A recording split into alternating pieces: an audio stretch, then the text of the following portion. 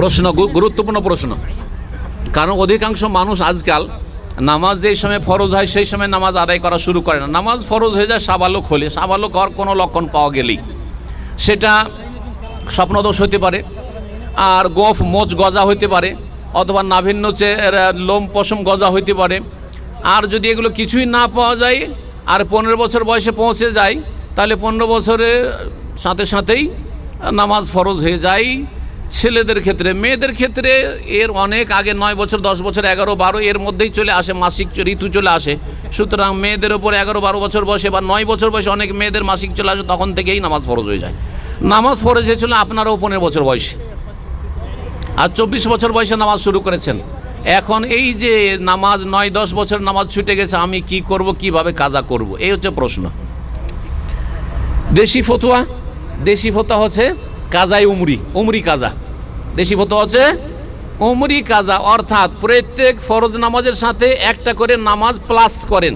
জোহরের সাথে ডবল জোহর, আসর ডবল আসর, মাগরিব ডবল মাগরিব, এশা ডবল এশা, ফজর ডবল এশা। এই করতে করতে 9 বছর 10 বছর নামাজ ছুটেছে। দেশের এক শ্রেণীর হুজুররা শিখায় যে তুমি 10 বছর কি করো, উমরি কাজা করো। এটি বিদাত, যার কোনো দলিল না কোরআনে আছে, না হাদিস আছে, না সাহাবায়ে কেরামদের আমলে আছে। তাহলে সহি ফতোয়া কি এই ক্ষেত্রে?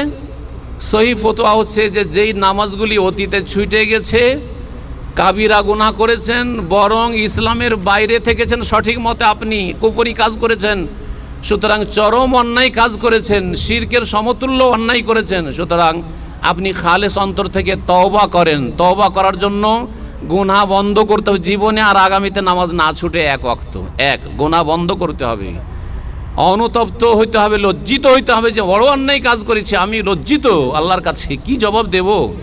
3 নম্বর শর্ত হচ্ছে আগামীর জন্য দৃঢ় প্রতিজ্ঞ হইতে হবে, জীবনে আর নামাজ ছুটবে না। বন্ধ করে দেওয়ার সাথে দৃঢ় প্রতিজ্ঞ হওয়া যে জীবনে আর নামাজ ছুটবে না। তওবা করে নিলেন যে আল্লাহর জীবনে নামাজ আমার ছুটবে না। এই তওবার মাধ্যমে আল্লাহ বলছেন, কুলিয়া ইবাদিয়াল্লাযিনা আসরাফু আলা আনফুসিহিম লা তাকনাতু মির রাহমাতিল্লাহ ইন্নাল্লাহা ইয়াগফিরুয যুনুবা জামিআ।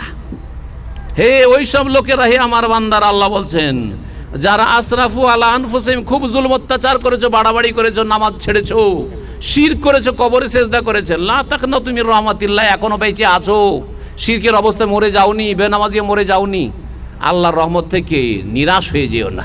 ইন্নাল্লাহা ইয়াগফিরুয যুনুবা জামিআ, আল্লাহ সব গুনাহ মাফ করতে পারেন, যদি সমস্ত গুনাহ মাফ করবেন।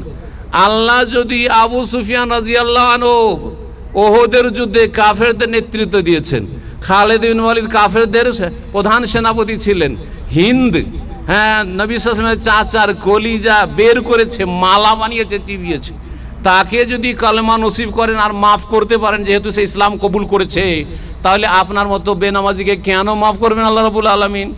কবর মাজারে সিজদা করেছেন, কেন আল্লাহ মাফ করবেন? আপনি তো জন্মসূত্রে মুসলিম ছিলেন, কিন্তু ভ্রান্ত পথে ছিলেন, শিরক কুফরির পথে ছিলেন। ইন্নাল্লাহা ইয়াগফিরুয যুনুবা জামিআ, এই হচ্ছে আল্লাহর ঘোষণা। তাহলে আল্লাহ তওবা দিয়ে মাফ করবেন। এখন যে অনেক ঘাটতি হয়ে গেল, আমি তো 10 বছর লস খেলাম, এই ঘাটতি পূরণ কি করে করব? নবী করিম সাল্লাল্লাহু আলাইহি ওয়াসাল্লাম এরও সমাধান বলেছেন। কিয়ামতের দিনে প্রথম হিসাব হবে মুসলিমদের কি সম্পর্কে? নামাজের হিসাব হবে। তারপরে যখন নামাজ কমে যাবে, 10 বছরের নামাজ কম, তখন আল্লাহ বলবেন যে এই বান্দাদের দেখো হালমিন তাতাও, কোনো নফল নামাজ আছে কিনা, সুন্নতের রাতেও 12 রাকাত 10 রাকাত পড়েছে কিনা, তাহাজ্জুদের নামাজ পড়েছে কিনা, সলাতুদ দুহা ইশরাকের নামাজ পড়েছে কি পড়েনি, আর বাকি নফল টফল আছে কিনা, তারাবির নামাজ আছে কিনা, সেগুলো দিয়ে কি করা হবে? ঘাটতি পূরণ করা হবে।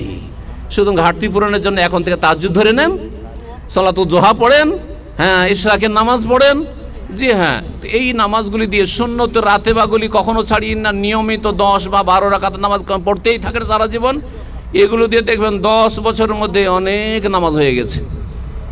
17 রাকাত দিনে ছুটেছে, তাই না? তো 12 রাকাত তো সুন্নত হয়ে গেল। তাহাজ্জুদ যদি পড়েন তাহলে ওইদিকে হয়ে গেল আপনার বেতর সহ আপনার 11 রাকাত হয়ে গেল, হলো না? যদি আপনি ইশরাকের নামাজ 2 রাকাত পড়েন, তাও 2 রাকাত বাড়লো। 4 পড়তে পারেন, 6 পড়তে পারেন, 8, 10, 12 পর্যন্ত পড়তে পারেন সলাতুদ দুহা পড়লেন, তাহলে কত নামাজ বেড়ে গেল। এই নামাজগুলি দিয়ে আপনার ফরজ নামাজের ঘাটতি ইনশাআল্লাহ পূরণ করা হবে।